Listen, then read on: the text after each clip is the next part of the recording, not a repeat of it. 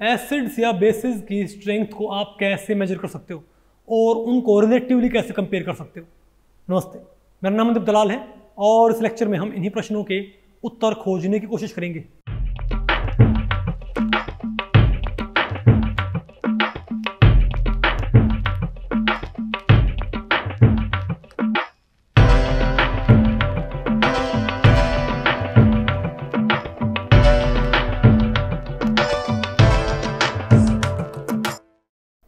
तो भाई आज हमें क्या पढ़ना है, relative strength of acids and bases.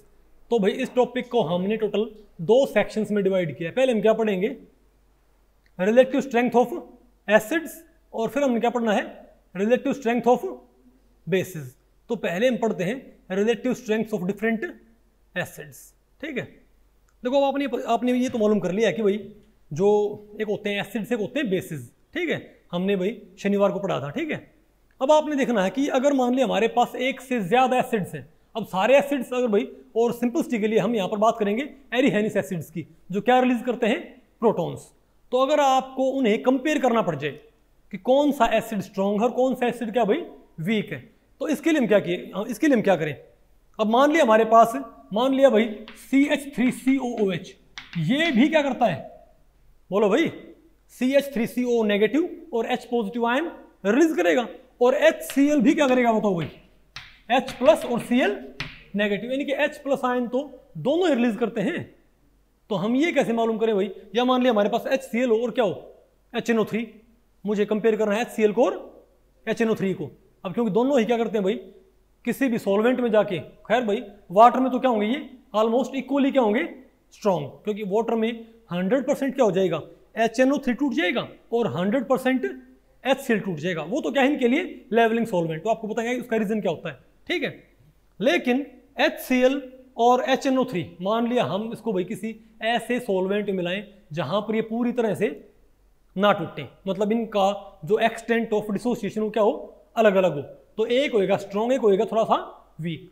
तो इनको हम कंपेयर कैसे करें। तो अब आपने भाई कोई ना कोई, और देखो साइंटिफिक कम्युनिटी जो होती है, साइंटिफिक कम्युनिटी को जब तक उनके पास कोई भी भाई क्वांटिटी है उसको मैथमेटिकली मेजर नहीं कर लेते ना, तब तक उनको चैन नहीं पड़ता भाई। तो यहां भी क्या चाहेंगे कि हम डिफरेंट एसिड्स की या डिफरेंट बेसिस की जो स्ट्रेंथ है उसको कंपेयर करने के लिए हमारे पास कोई नंबर आ जाए, क्योंकि नंबर्स कंपेयर करना क्या होता है, बहुत ईजी। अगर मान लिया HCl और क्या है HNO3, अगर मैं HCl की स्ट्रेंथ को भी किसी नंबर से रिप्रेजेंट कर पाऊं, और अगर मैं HNO3 की स्ट्रेंथ को भी किसी नंबर से रिप्रेजेंट कर पाए, तो दोनों नंबर्स को आप साथ में रख के और देख सकते हो भाई कि ये नंबर बड़ा है, यानी ये क्या है, स्ट्रॉन्गर एसिड, ये नंबर क्या है, कम, ये क्या है, वीकर एसिड। तो अभी आपने क्या पढ़ना है, एक तरह से आप क्या पढ़ोगे, पैरामीटराइजेशन ऑफ एसिडिक कैरेक्टर। आपने कोई ऐसा पैरामीटर ढूंढना है जिससे आप एसिडिक कैरेक्टर को रिप्रेजेंट कर सको, ऐसा एक मैथमेटिकल पैरामीटर जो भाई इनको रिप्रेजेंट कर सके। ठीक है बात, ओके। तो ऐसा मैथमेटिकल पैरामीटर ढूंढने के लिए आप पहले देखो कि एसिड बिहेव कैसे करता है भाई, एसिड बिहेव कैसे करता है, और हम क्या मानते हैं एसिड क्या होता है भाई, जो प्रोटॉन रिलीज करे। तो अगर किसी की तो हमारी कॉमन सेंस क्या कहती है भाई, एसिड होता है जो प्रोटॉन रिलीज करे। तो अगर किसी की प्रोटॉन रिलीज करने की टेंडेंसी ज्यादा होगी तो वो क्या होगा, स्ट्रॉन्गर एसिड, और किसी की प्रोटॉन रिलीज करने की टेंडेंसी कम होगी वो क्या होगा, वीकर एसिड, इजंट इट। यानी हमने ये टेंडेंसी क्या करनी है, मैथमेटिकली रिप्रेजेंट करनी। ठीक है, तो आप कोई आर्बिट्रेरी एसिड मान ले, हमने क्या मान लिया, HA। अब आप ये माने भाई कि HA ये टूट जाता, बताओ किसके अंदर, H प्लस और A माइनस के अंदर। ठीक है, तो ये इस इक्विलिब्रिया के अंदर HA कैसे एक्ट करने लग रहा है, इस इक्विलिब्रिया के अंदर भाई HA कैसे एक्ट कर रहा है, एसिड की तरह, क्योंकि इसने प्रोटॉन रिलीज किया है।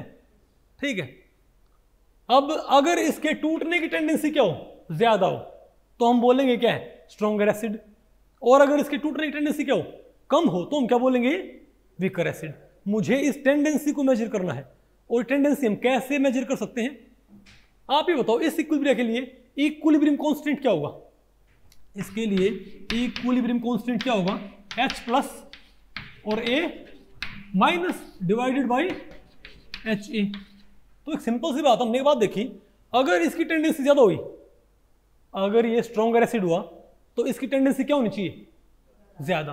अगर टेंडेंसी इसकी ज्यादा होगी तो ये ज्यादा अमाउंट में आयन बनाएगा और इक्विलिब्रियम पे अपनी कंसंट्रेशन कम रखेगा। ये बात ऑब्वियस है बिल्कुल, यानी ये कम बचना चाहिए, ये क्या बनने चाहिए, एट इक्विलिब्रियम ज्यादा बनने चाहिए। और अगर ये ज्यादा बनेंगे तो यहां पर ये जो क्या है प्रोडक्ट, ये क्या आएगी ज्यादा और ये क्या आएगा कम आएगा, तो ये रेशियो क्या आएगा ज्यादा, तो के भी क्या आएगा ज्यादा।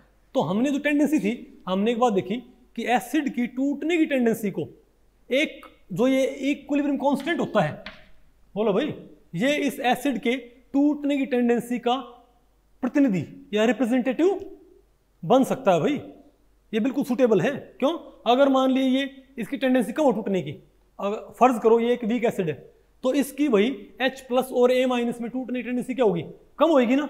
अगर इसकी टेंडेंसी कम होगी तो H प्लस A माइनस क्या कम बनेगा, अगर ये कम बनेगा तो यहां पर हमारे पास जो न्यूमरेटर ये क्या आएगा कम आएगा, और ये वैल्यू कम आएगी तो K भी क्या आएगा। तो हमने बात देखी भाई वीक, यानी कि H अगर वीक है तो ये कमा रहा है, और H अगर क्या स्ट्रॉन्गर तो ये क्या है ज्यादा आ रहा है। यानी अगर हमने डिफरेंट एसिड्स अगर मान ले हमने क्या करना कंपेयर करने हैं, तो हम सिंपली क्या निकाल लें उनके इक्विलिब्रियम कांस्टेंट्स। और क्योंकि भाई यहां पर हम उस एसिड का डिसोसिएशन स्टडी कर रहे हैं, तो यहां पर आप इस इक्विलिब्रियम कांस्टेंट को क्या बोल सकते हो, Ka। क्या भाई, यानी कि डिसोसिएशन कांस्टेंट फॉर एसिड। भाई है तो ये इक्विलिब्रियम कांस्टेंट ही, लेकिन मैंने इसे Ka क्यों बोला है, क्योंकि ये डिसोसिएशन की जो क्या हमारे पास प्रोसेस उसको रिप्रेजेंट कर रहा है। इस डिसोसिएशन की प्रोसेस में जो प्रोडक्ट है वो टूटने के बाद बने हैं। नहीं बात आपको पहले पड़ी, तो भाई क्या आप इस बात से एग्री करते हो कि एसिडिक जो स्ट्रेंथ होती है, जो टेंडेंसी होती है एसिडिक कैरेक्टर शो करने की, उसको भाई रिप्रेजेंट करने के लिए के जो होता है पैरामीटर, ये बिल्कुल सुटेबल है, इजंट इट। यानी आप मान लिया हमारे पास भाई हमारे पास 10 अलग अलग एसिड्स हैं, मुझे ये कंपेयर करना है कि उनमें कौन सा स्ट्रॉन्गर कौन सा वीकर, तो मैं क्या करूंगा, मैं उन 10 एसिड्स के अगर मैं क्या निकाल लेता हूँ डिसोसिएशन कांस्टेंट, तो जिसका डिसोसिएशन कांस्टेंट क्या आएगा ज्यादा वो क्या आएगा स्ट्रॉन्गर एसिड, और जिसका डिसोसिएशन कांस्टेंट क्या होगा कम वो क्या होगा भाई वीकर एसिड। और डिसोसिएशन कांस्टेंट्स बाकायदा नंबर्स होते हैं भाई, क्या उनके नंबर्स आएंगे 5, 8, 3, 4 इस टाइप से, तो इनको कंपेयर करना क्या बहुत भाई इजी। ठीक है, तो हम समझ गए भाई कि Ka ही क्या है, वो पैरामीटर है जिससे हम भाई एसिड कैरेक्टर को पैरामीटराइज कर सकते हैं। ठीक है, अब तो आप ये बताओ भाई, लेकिन जो Ka है मैं आपको तो ये थोड़ा बड़ा नंबर आता है भाई, और कई बार ये 10 की पावर माइनस में भी आता है भाई। Ka कई बार बहुत बड़ा नंबर आता है, कई बार बहुत छोटा नंबर आता है, तो ये इतने ज्यादा रिलेटेबल नहीं होते। ठीक है बात, तो हम क्या करते हैं, हम इन्हें करते हैं माइनस लॉगरिथम। क्या, जैसे H प्लस आयन होती हैं, आप H प्लस आयन की आप क्या निकालते हो pH, तो pH क्या होती है बोलो भाई, pH बताओ क्या होती है, क्या होती है minus log H positive minus logarithm concentration of H positive ion. तो हमारे पास ये रीजनेबल नंबर आ जाते हैं। फॉर एग्जांपल अगर H प्लस आयन कंसंट्रेशन क्या हो 10 की power minus 7, H plus ion की कंसंट्रेशन क्या हो 10 की पावर माइनस, तो अगर आपने यहाँ पर क्या पुट किया 10 raise to the power minus 7, तो भाई log n की पावर n आ जाएगा -7 माइनस क्या हो जाएगा प्लस log 10 1 हो जाएगा। Logarithm of any number at its own basis is 1। किसी भी नंबर का लॉगरिथम उसके बेसिस पे क्या होता है log 10 के बेस पे क्या होगा log e के बेस पे क्या होगा 1, इजंट इट। तो हमारे पास क्या आ गया, हमारे पास नंबर 7 लेगा भाई, तो 7 एक ज्यादा रिलेटेबल नंबर हमारे लिए कि 10 की पावर माइनस 7 हमारे लिए ज्यादा रिलेटेबल है। तो सिमिलरली भाई जो हमारे पास Ka की वैल्यू होती है ना, वो भी इतना हमारे पास रिलेटेबल नहीं होती। ठीक है, तो हम क्या करते हैं, हम बोलते हैं पी से हम बोलेंगे Pka। क्या Pka क्या हो जाएगा, वही बात है माइनस लॉग Ka, यानी आप Ka का आप क्या कर दें भाई, Ka का आप क्या करें माइनस लॉगरिथम, इजंट इट। तो पहले आप ये बताएं, अगर Ka ज्यादा आएगा, अगर मैं Ka की टर्म्स में एसिड्स कंपेयर करूं, अगर मैं Ka की टर्म्स में एसिड कंपेयर करूं और मैं ये कहूं कि मेरे पास भाई 2 एसिड्स हैं, एक एसिड एक क्या है Ha और एक क्या है Hb, मैं ये कहूं इसका जो Ka है वो है 10 की पावर माइनस 8 और इसका जो 10 की पावर माइनस 2, ये बताओ मैं स्ट्रॉन्गर एसिड कौन सा है, भाई एक HA और एक HB, ठीक है, तो HA का KA कितना है 10 की पावर माइनस 8 और HB का KA क्या है 10 की पावर माइनस 2। तो आप ये बताएं इनमें से स्ट्रॉन्गर एसिड कौन सा है? अब बेटा कौन सा होगा स्ट्रॉन्गर? इनमें से बड़ा नंबर कौन सा है? इनमें से बड़ा नंबर कौन सा है? वेरी गुड, ये भाई ये है 0.01, क्या ये है 0.01 और ये क्या है 0.000, पता हो ना, ठीक है। तो ये बड़ा, तो भाई हमने क्या बोला था के ज्यादा आए तो स्ट्रॉन्गर एसिड, के कम आए तो वीकर एसिड। तो भाई ये बात यहां पर ऑब्वियस है कि HB क्या है स्ट्रॉन्गर एसिड, इसका के क्या है ज्यादा, ज्यादा के स्ट्रॉन्गर एसिड, कम के वीकर एसिड, हो गया ना कंपेयर भाई। लेकिन अगर कोई ये बोल दे कि इनके के नहीं इनके PK निकालो भाई, क्या PK, तो बताओ भाई, तो HA का PK क्या होगा? HA का PK क्या होगा भाई? तुम क्या बोलेंगे माइनस लॉग 10 की पावर माइनस 8 और HB का PK क्या होगा माइनस लॉग 10 की पावर माइनस 2। तो माइनस 2 आगे आ गया, लॉग 10 1, माइनस 8 आगे आ गया, लॉग 10 1। तो इसका क्या है तो मेरे पास 8, इसका क्या है मेरे पास 2। तो आप ये बताएं भाई, तो आप ये बताएं जिसका के ज्यादा था 10 की पावर माइनस 8 उसका PK क्या आया कम, और जिसका के कम था 10 की पावर माइनस 8 भाई, पहली बात तो नेगेटिव नंबर नहीं, नंबर क्या है पॉजिटिव है, ये 1/10, ये क्या है 1/10 raise to power 8, isn't it. तो बताओ क्या है इसका PK क्या है ज्यादा। तो अगर मान लिया आपने एसिड कंपेयर करने हैं तो अगर के की बात करें तो ध्यान रखिए भाई ज्यादा के स्ट्रॉन्गर एसिड, कम के वीकर एसिड। लेकिन अगर वो बात करें PK की टर्म्स में तो आपने क्या ध्यान रखना है कि कम PK वाला क्या होगा ज्यादा टेंडेंसी भाई, क्योंकि जिसका के क्या होता है ज्यादा 10 की पावर माइनस 2 ज्यादा है भाई, इसका PK क्या आया 2, ये बात आपको पहले पड़ी। तो ये क्या है, तो के में और PK की टर्म्स में आप कैसे कंपेयर करोगे? अगर के की टर्म्स में नंबर दे रखें, अगर नंबर दे रखें के दे रखें तो ज्यादा के वाला क्या होगा स्ट्रॉन्गर एसिड, कम के वाला क्या होगा वीकर एसिड। लेकिन अगर PK की टर्म्स में नंबर दे रखे तो हम क्या बोलेंगे कि कम PK वाला क्या होगा स्ट्रॉन्गर और ज्यादा PK वाला वीक एसिड, इजंट इट। अच्छा इसी बात पे इसको मिटा दें क्या, ये सारा कॉन्सेप्ट आपको पहले पड़ गया, ठीक है ओके। अब आप मुझे बताएं कि मैं 2 एसिड बोलता हूं भाई, एक एसिड है HA और एक है HB, इसका KA इसका KA है भाई 10 की पावर माइनस 4, ठीक है, और HB का जो KA है, HB का जो क्या है भाई KA है वो है 10 की पावर माइनस 8, ठीक है। एक का क्या है 10 की पावर माइनस 4, एक का 10 की पावर माइनस 8। तो ये बताओ इनमें से स्ट्रॉन्गर एसिड कौन सा है? अच्छा कितने गुना स्ट्रॉन्गर है?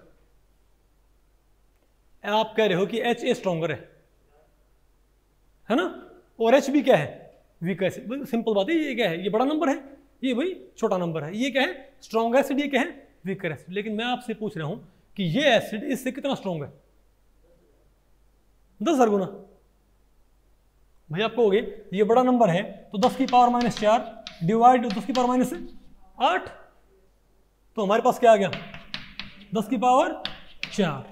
अरे भाई 4 से 4 ऊपर चला गया, क्या हुए तो हम बोलेंगे इनका रेशियो क्या है कि भाई आपको लग रहा है कि ये HA क्या है HB से 10,000 गुना क्या है स्ट्रॉन्गर एसिड, लेकिन एक्चुअल में ये इससे सिर्फ 100 गुना स्ट्रॉन्गर है। क्या है जब ये बोले ना भाई कि स्ट्रॉन्गर कौन सा है, जब 2 एसिड्स को रिलेटिव कंपेयर करें, हालांकि ये भी एक रिलेटिव स्टडी है कि आप सिंपली HA देख के बोल दो भाई कि ये स्ट्रॉन्गर और ये क्या है वीकर, लेकिन जब उनको बाकायदा वो कंपेयर करवाए कि कौन किससे कितने गुना स्ट्रॉन्गर है, तब आपने इनका रेशो करके और रूट कर देना होता है। क्या इनका रेशियो करके आपने रूट कर देना होता है। उसकी वजह क्या होती है अब हम देखते हैं इसकी वजह क्यों। क्योंकि एसिड की जो स्ट्रेंथ है हम वो चेक करेंगे डिग्री ऑफ डिसोसिएशन की टर्म में, क्या कि कौन कितने % डिसोशिएट होता है। नहीं समझे बात? अगर एक एसिड डिसोशिएट होता है 30%, दूसरा भी क्या 60%, तो वो क्या 2 गुना। आप ये जो 2 गुना 3 गुना बोलते हो ना, वो आप के की टर्म्स में ना बोला करो, वो आप बोला करो डिग्री ऑफ डिसोसिएशन की टर्म्स में, अल्फा की टर्म्स में। ओके, और इसके लिए भाई तो बहुत सिंपल हमारे पास तरीका तो क्या रहेगा, आप इसको समझने के लिए कि भाई इसको रूट क्यों करना पड़ता है, आप कोई simple acid base equilibria consider कर लें। फॉर एग्जांपल मेरे पास ये है HA और क्या बना लिया हमने H+ और A-, ठीक है। और भी माने भाई इसके लिए इक्विलिब्रियम कांस्टेंट क्या है, Ka, क्या है Ka। अच्छा मैं एक बात पूछूं, बिल्कुल स्टार्टिंग के अंदर, बिल्कुल स्टार्टिंग में अगर HA की कंसंट्रेशन क्या है, बिल्कुल स्टार्टिंग में HA कंसंट्रेशन क्या मान लिया C, कितनी है C। अच्छा भाई एक टर्म होती है डिग्री ऑफ डिसोसिएशन, आप अभी सुबह क्या पढ़ रहे हो इलेक्ट्रोकेमिस्ट्री, तो इलेक्ट्रोकेमिस्ट्री में आगे एक टर्म आएगी भाई बहुत इंपॉर्टेंट, डिग्री ऑफ डिसोसिएशन। और भाई आज का लेक्चर एक्सट्रीमली इंपॉर्टेंट था इलेक्ट्रोकेमिस्ट्री वाला, अब आपको मिलेगा नहीं वो, ठीक है, नहीं क्योंकि या आपने खुद भाई और जो भी आप बच्चे आज नहीं आए ना, वो किसी को लेक्चर मिलेगा ये, ठीक है। तो बताओ ऐसे भाई 2 बूंद गिरी नहीं और की छुट्टी लगाई नहीं, शाबाश। तो HA की आप क्या माने कंसंट्रेशन, C मान ले। अच्छा डिग्री ऑफ डिसोसिएशन क्या मान ले, अल्फा। अल्फा क्या होता है भाई, मान ले मैं बोलता हूं कि 1% क्या है डिग्री ऑफ डिसोसिएशन, इसका मतलब क्या है, अगर हमने 100 मॉलिक्यूल डाले तो 1 मॉलिक्यूल टूटता है, समझे बात, बोलो भाई, यानी कि 0.01, 1% का मतलब क्या है कि 1 मोल डाला ना, अगर आपने 1 मोल का डाला इलेक्ट्रोलाइट, तो वो सिर्फ भाई अरे इलेक्ट्रो पढ़ा है ना, 1 मोल हमने क्या ऐड किया भाई एसिड, तो वो सिर्फ 0.01 टूटता है। अगर कोई बोले कि 50% क्या है डिग्री ऑफ डिसोसिएशन, इसको बोलते हैं अल्फा, इसका मतलब क्या 0.5 है, तो 50% मीन्स 100 के स्केल पे क्या होंगे 10, 20, 30, 40, 50, लेकिन यही 1 की स्केल पे क्या होंगे अल्फा 0.1, 0.2, 0.3, 0.4, 70% है तो 0.7, 80% है तो 0.8, 50% 0.5, ठीक है। तो सिमिलरली भाई तो आप ये मानो कि डिग्री ऑफ डिसोसिएशन जो है इसके इनिशियल कंसंट्रेशन क्या है C, ठीक है बात। और तो बताओ बिल्कुल शुरू में जब ये रिएक्शन स्टार्ट भी नहीं हुई है तो ये C होगी, और ये क्या होंगी 0, 0, क्या होंगी ये 0, 0, ठीक है। अब आप मुझे बताएं कि अगर डिग्री ऑफ डिसोसिएशन अल्फा है, ओके, अल्फा मान ले भाई कितना है, मैं फर्ज करें भाई ये है 0.2 यानी 20% है, ये कितना है 20%। तो जब इक्विलिब्रियम एस्टैब्लिश हो जाएगी तो ये कंसंट्रेशन HA की आपको कितनी बनी मिलेगी, बताओ, तो ये कितनी बची मिलेगी आपको, बोलो भाई, C माइनस अल्फा, पक्का।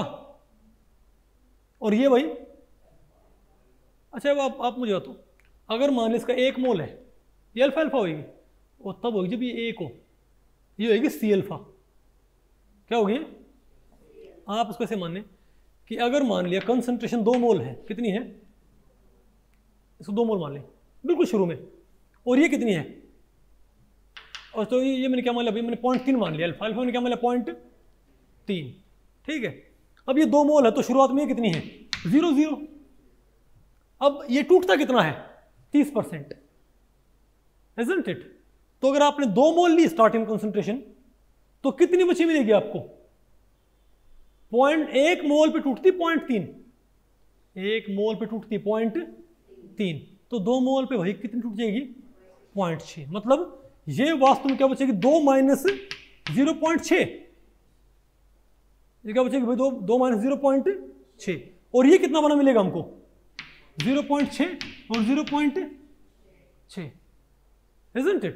भाई अगर मैंने 2 मोल मान ली स्टार्टिंग कंसंट्रेशन, क्योंकि एक तो होता है आपकी बुक्स में 1 की टर्म्स में, होता है C की टर्म्स में, मोर जनरल जो टर्म होती है, ठीक है। तो आप शुरुआत से ही जो C की टर्म है उसकी टर्म में बात करो आप, ताकि भाई आप 1 की टर्म इसको आसानी से कन्वर्ट कर सको, ठीक है। मैं ये कहता हूं कि 30% क्या है डिग्री ऑफ डिसोसिएशन, ठीक है। तो HA टूटता है H+A- में, और मैं कहता हूं शुरुआती कंसंट्रेशन क्या है 2 मोल, तो ये 0, 0 होगी। अब क्योंकि डिग्री ऑफ डिसोसिएशन 30% है तो इक्विलिब्रियम पे ये कितना बचा मिलेगा 30%, मतलब क्या है कि 100 पे 30, 1 पे 0.3, तो 2 पे कितना आया 0.6, तो कितना आएगा 2 माइनस 0.6, और जितना ही कम होएगा उतना ही क्या बनेगा 0.6 क्या बनेगा H प्लस, और 0.6 क्या बनेगा A माइनस, भाई 0.6 नहीं बनेगी कि 0.3 बनेंगे। आप यहां पर सिंपली अल्फा नहीं लिख सकते भाई, अगर ये 1 होता तो क्या लिखते सिंपली भाई, यहाँ क्या होता 1, यहाँ क्या होता सॉरी यहाँ क्या 1, यहाँ पर 0.3, यहाँ 0.3, लेकिन अगर 2 मोल हैं तो अपने क्या करना पड़ेगा 100 पे 30, 1 पे 0.3, 2 पे 0.6, तो 2 माइनस 0.6 यहाँ रहेगी और 0.6 यहाँ बन गई। अब इसको आप थोड़ा सा रिवाइज करके लिखो, इसको आप लिखो, क्या मैं इसको ऐसे लिख सकता हूं कि 2 माइनस 2 इंटू 0.3, तो भाई अभी भी 0.6 ही है, ठीक है, और इसको मैं क्या बोलूं 2 इंटू 0.3, कोई दिक्कत 2 इंटू 0.3, बात तो भाई मैंने सिंपली 0.6 को 2 इंटू 0.3 लिख दिया, इजंट इट। अरे बोलो भाई 2 इंटू 0.3, 2 इंटू, आपको इसका फायदा क्या है भाई, क्योंकि हमारे पास अल्फा क्या था 0.3 और 2 मेरे पास क्या था C, तो अब हमारे पास मोर जनरल एक्सप्रेशन है इक्विलिब्रिया को एक्सप्रेस करने का इन टर्म्स ऑफ कंसंट्रेशंस। तो ये 2 को मैं क्या बोल रहा हूं C, तो मेरे पास बची क्या है C माइनस C अल्फा, तो हम क्या बोलेंगे C माइनस C अल्फा, और यहां क्या है C अल्फा, और ये क्या है C अल्फा, नहीं है क्या आपको? तो ये ज्यादा क्या बोलते हैं भाई जनरल बात नहीं क्या, बजाय कि हम सिंपली यहां पर क्या बोल देते, यहां क्या बची 1 माइनस अल्फा, यहां क्या हो गया अल्फा अल्फा, भाई कंसंट्रेशन क्या पता कुछ और दे रखी हो, ठीक है, वेरी गुड। अब एक काम करो भाई, अब आप इसके लिए इक्विलिब्रियम कांस्टेंट लिखो, बताओ कैसे आएगा, इसके लिए आप लिखो इक्विलिब्रियम कांस्टेंट, बताओ भाई हम क्या बोलेंगे, ऊपर क्या आएगा भाई, बस सिंपल सी बात है, हम बोलेंगे H प्लस की कंसंट्रेशन और A माइनस की बाई H, ऊपर क्या आ जाएगा C अल्फा यानी कि C square alpha square divided by C minus C alpha, आया कि? अब एक काम करिए, यहां से अल्फा C कॉमन निकाल के, तो क्या आ गया C कॉमन निकाल, ऊपर क्या है C स्क्वायर अल्फा स्क्वायर, नीचे क्या है C into 1 minus alpha, C से C क्या गया कैंसिल, और अगर वीक एसिड, अगर क्या भैया अगर बहुत ही वीक है, अगर डिग्री ऑफ डिसोसिएशन बहुत कम है, मतलब 1-2% है, तब बताओ क्या हो जाएगा हमारे पास 1% है, 0.1%, तो क्या हो जाएगा हमारे पास अल्फा कैन बी नेग्लेक्टेड, तो क्या हो जाएगा 1 माइनस, ध्यान रखिए मैंने आपको पता है हमेशा प्लस माइनस में चीज क्या होती है नेग्लेक्ट, कभी मल्टीप्लाई में नेग्लेक्ट नहीं होती। 1 करोड़ प्लस 0.1 क्या होता है तकरीबन 1 करोड़, लेकिन 1 करोड़ इंटू 0.1 तकरीबन 1 करोड़ नहीं भाई, बहुत कम हो जाएगा, 10 लाख रह जाएगा, नहीं बात आपको पहले पड़ी क्या? अरे बोलो भाई, अब बताओ आप, तो हम क्या बोलेंगे यहां पर हम क्या करेंगे इसको नेग्लेक्ट, यहां पर आप नेग्लेक्ट नहीं कर सकते, क्या है मेरे पास K is equal to C alpha square, तो K इज इक्वल टू आप कह रहे हो C alpha square, isn't it? अब C अल्फा स्क्वायर है तो आप अल्फा निकालिए, बोलो अल्फा क्या है बताओ, अल्फा स्क्वायर क्या है K बाई अल्फा स्क्वायर क्या है K बाई C, भाई अल्फा स्क्वायर क्या आ गया K बाई C, तो अल्फा क्या आ गया रूट K बाई C, और C क्या हो 1, तो अल्फा क्या आ गया रूट K, यानी कि जो स्ट्रेंथ होती है, यानी कि जब आप दो एसिड्स को आपस में कंपेयर करते हो कौन किससे कितने गुना, तो वहां पर बात Ka की टर्म में नहीं होती, वहां पर बात होती है डिग्री ऑफ डिसोसिएशन की टर्म्स में भाई, इजंट इट? तो हम क्या बोलेंगे कि अल्फा क्या है रूट K, अल्फा क्या है भाई, तो अगर दो एसिड्स हैं उनके अल्फाज क्या है अल्फा 1 अल्फा 2, और उनके भाई उनके इक्विलिब्रियम कांस्टेंट्स क्या है K1 और K2, तुम क्या बोलेंगे? तो बताओ भाई, तो बताओ हमारे पास अल्फा 1 अल्फा 2 क्या आएगा हमारे पास, बताओ, तो अल्फा 1 बाई अल्फा 2 क्या आएगा हमारे पास is equal to root K1 by K2, नहीं है क्या? अब समझे बात कि क्यों मैंने क्या बोला था कि भाई यहाँ पर अगर क्या है 10,000 और यहाँ पर क्या है 10 की पावर -4 -8, तो रेशियो क्या है मेरे पास 10,000 आया, लेकिन मैंने ये नहीं बोला कि भाई HA क्या है 10,000 गुना स्ट्रॉन्गर। मैंने क्या बोला 100 गुना स्ट्रॉन्गर। क्यों 10,000 जो आया क्या करना पड़ेगा उसका रूट भी तो करना पड़ेगा, और वो कितना है हमारे पास 100। यानी इनके KA का रेशियो तो क्या है फिर भी 10,000, लेकिन इनके डिग्री ऑफ डिसोसिएशन का रेशियो क्या है 100। नहीं है आपको? अच्छा एक बात और यहाँ से आपको बताऊँ, यहाँ से कई बातें आपको मालूम पड़ेंगी। तो वो आप जब सुबह क्या पढ़ोगे इलेक्ट्रोकेमिस्ट्री, तो वहाँ पर आप जो भाई कोलार्स लॉ होता है क्या, ठीक है, उससे आप क्या बोलते हैं डिग्री ऑफ डिसोसिएशन निकालोगे। डिग्री ऑफ, क्योंकि आपके दिमाग में आएगा कि हमको कैसे पता लगता है कि फला एसिड के PK कैसे निकलते हैं। मैं आपके दिमाग में आएगा कि हम कैसे बताते हैं। हम बोलते नहीं भाई कि NH4OH का PK भी इतना है, या एसिटिक एसिड का PK इतना नंबर लिखे होते। वो हमें कैसे मालूम पड़ता है कि ये PK कितने हैं? हमें मालूम पड़ता है ये, इसको भी मालूम करने कई तरीके होते हैं, ठीक है। एक तो हमारे पास मेथड होते हैं, आप सुबह पढ़ोगे इलेक्ट्रोकेमिस्ट्री में। एक तो हमारे पास होते हैं ये क्या बोलते हैं इनको, अरे कोलिगेटिव प्रॉपर्टी मेथड। कौन से कोलिगेटिव प्रॉपर्टीज के जरिए। एक तो वहां से निकालते हैं अल्फा, और एक हम अल्फा निकालते हैं कोलार्स लॉ से वीक एसिड्स के लिए, ठीक है।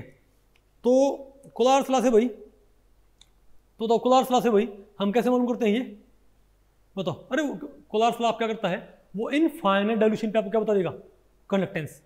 इनफाइनाइट डाइल्यूशन पे क्या बताएगा आपको वो कंडक्टेंस, थ्योरेटिकली, क्योंकि एक्सपेरिमेंटली पॉसिबल होता नहीं। और किसी गिवन कंसंट्रेशन पे हम कंडक्टेंस एक्सपेरिमेंटली निकालेंगे, तो lambda C by lambda infinite, lambda C conductance at in concentration C, conductance at in concentration 0 या इनफाइनाइट, वो रेशियो आ गया, वो क्या होता है अल्फा। और एक बार आपको अल्फा मालूम पड़ गया तो अब कोलार्स लॉ से आप क्या निकाल सकते हो, किसी भी एसिड का आप कोलार्स लॉ से अल्फा निकाल सकते हो क्या, कोलिगेटिव प्रॉपर्टी मेथड से अल्फा निकाल सकते हो। अल्फा आ गया तो अल्फा यहाँ पुट कर दो, क्या आ जाएगा मेरे पास के, और के आ गया तो भाई हम क्या कर सकते हैं माइनस लो करके क्या निकाल लो उनका PK।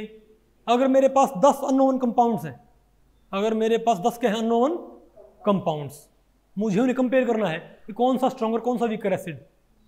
मुझे क्या करना पड़ेगा, मेरे पास सिंपली एक क्या बोलते हैं कंडक्टेंस मेजरिंग इंस्ट्रूमेंट है। मेरे पास सिंपली क्या एक कंडक्टेंस मेजरिंग इंस्ट्रूमेंट। मैं क्या करूंगा भाई मेरे पास 20 कंपाउंड है, मैं 20 कंपाउंड से क्या निकालूंगा conductance at a particular concentration. उसके बाद उनकी उन 20 कंपाउंड्स की conductance at infinite dilution using Kohlrausch's law. और कोलार्स लॉ के लिए वही आपको पता है स्ट्रॉन्ग इलेक्ट्रोलाइट के लिए अरे वो यूज करेंगे, वो खैर छोड़ो वो सब आप पढ़ोगे भाई। लेकिन वहां से सबके मेरे पास क्या गया अल्फा आ गए, ठीक है। सबके अल्फा निकाल के भाई क्या किया माइनस लो के कर दिया, मेरे पास क्या गया उनके PK, जिसका PK सबसे कम हो सबसे क्या है स्ट्रॉन्गर एसिड, जिसका PK सबसे ज्यादा वो क्या है सबसे वीक एसिड। हो गया कंपेयर, कौन किसे कितने गुना है। उसके लिए क्या करो उनके अल्फाज को आपस में क्या कर लो रेशियो निकालो, वो क्या मिल जाएगा आपको कि कौन सा किससे कितने गुना ज्यादा है। नहीं है क्या आपको? तो ध्यान रखियो भाई ये जो आपको PK लिखे मिलते हैं ये पहले निकलते हैं अल्फा से, पहले हम अल्फा मालूम करते हैं कोलिगेटिव प्रॉपर्टी मेथड से, या बताओ भाई कोलार्स लॉ से, ठीक है। और जब एक बार अल्फा आ गए तो अल्फा से के निकालना बहुत आसान है, और के आ गया और हमने बता रखा, हमने पहले प्रूव किया था कि के क्या हो सकता है एसिडिक स्ट्रेंथ का प्रतिनिधि रिप्रेजेंटेटिव। बोलो भाई इजंट इट? तो आप फिर उनको मैथमेटिकल कंपेयर कर सकते हो डिफरेंट एसिड्स को। आ गया आपको ये?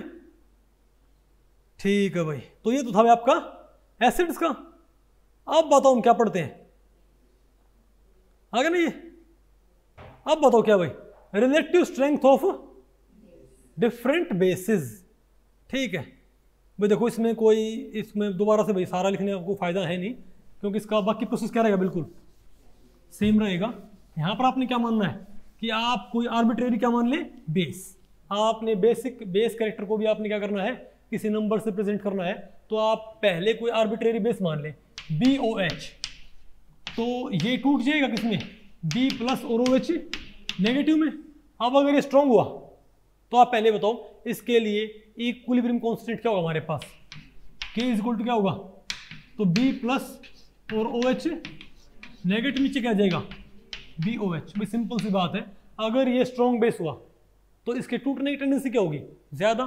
टूटने की टेंडेंसी ज़्यादा होगी तो ये ज़्यादा बनेंगे, ये अगर ज़्यादा बनेंगे तो ये ऊपर क्या आएगा, ये नंबर ज़्यादा, ये नंबर ज़्यादा, ये नंबर ज़्यादा, यानी कि स्ट्रॉन्गर बेस ज़्यादा के। अगर ये वीक हुआ तो टेंडेंसी क्या होगी, कम होएगी, कम टेंडेंसी कम बनेंगे, ये कम बनेंगे के कम आएगा। इसका मतलब क्या है, ज़्यादा के यानी बेस का डिसोसिएशन का कांस्टेंट। अगर बेस की डिसोसिएशन इक्विलिब्रिया के लिए कांस्टेंट ज़्यादा है स्ट्रॉन्गर बेस, बेस की डिसोसिएशन इक्विलिब्रिया के लिए कांस्टेंट कम आए वीकर बेस, इजंट इट। और सेम बात यहाँ पर भाई, तो के तो ज़्यादा के स्ट्रॉन्गर बेस, कम के बी। अब क्योंकि बेस के लिए इसे क्या बोल देते हैं के बी, के की बजाय भाई ज़्यादा के बी स्ट्रॉन्गर बेस, कम के बी वीकर बेस। लेकिन भाई जो के बी हैं ये नंबर रिलेटेबल नहीं होते, तो हम क्या करते हैं इनका माइनस लॉग। तो हम क्या बोलेंगे पी के बी, क्या ये क्या हो जाएगा माइनस लॉग के बी, माइनस लॉग के बी, ठीक है। अब तो फिर क्या हो जाएगा, तो भाई अब माइनस लॉग है तो के बी बड़ा होगा तो पी के बी क्या आएगा कम, और के बी कम होगा तो पी के बी क्या आएगा ज़्यादा। तो सिंपल सी बात यहाँ पर भाई, अगर पी के बी क्या है तो स्ट्रॉन्गर बेस के लिए क्या होना चाहिए हायर के बी लोअर पी के बी, और वीकर बेस के लिए क्या होगा लोअर के बी हायर पी के बी, इजंट इट। तो ऐसे आप इन्हें कंपेयर कर सकते हो। और सिमिलरली भाई अगर आपने दो बेस की, आपने क्या कंपेयर करनी है स्ट्रेंथ आपस में, कौन किससे कितने गुना क्या है स्ट्रॉन्गर बेस, तो सेम बात आपने यहाँ अप्लाई करनी है। बोलो भाई, बताओ क्या बोलोगे आप, क्या मान लो कि शुरुआत में कंसंट्रेशन क्या है सी अल्फा 0 0, बाद में क्या होगी सी अल्फा, अरे सी माइनस सी अल्फा आएगा भाई यहाँ पर, ये कोई बात नहीं, बात आपको पहले पड़ी भाई, अरे ये भाई ये टाइप ऑफ मिस्टेक होगी, लेकिन बात तो आपको अरे भाई बात तो आपको पहले पड़ेगी ना कि नहीं है, सी माइनस सी अल्फा। वो तो क्या है हमारे पास, अरे भाई मैंने आपको बताया था क्या भाई, वो तो क्या है, क्या था हमारे पास ऊपर क्या है भाई सी स्क्वायर अल्फा स्क्वायर, नीचे क्या है हमारे पास, अरे भाई सी माइनस सी अल्फा, सी कॉमन निकालो क्या जाएगा हमारे पास ये इक्विलिब्रियम कांस्टेंट, ठीक है। बिल्कुल सेम आपने प्रोसीड करना है, सी कॉमन निकाल लिया, अरे बोलो भाई इसे कैंसिल कर दिया, अल्फा क्या कर दिया नेगलेक्ट, तो के क्या आएगा मेरे पास सी अल्फा स्क्वायर, अल्फा मेरे पास क्या आ गया के बाई सी रूट, और सी क्या आ गया, अगर सी क्या है 1 तो मेरे पास क्या आ गया रूट के ऊपर डिपेंड कर रहा है, इजंट इट। तो इनको आप आसानी से कंपेयर कर सकते हो भाई, इजंट इट। तो ये बताओ the dissociation constant for 2 acids, ये कहता है 2 एसिड्स हैं उनके डिसोसिएशन कांस्टेंट्स क्या हैं 10 raised to the power -3 and -5।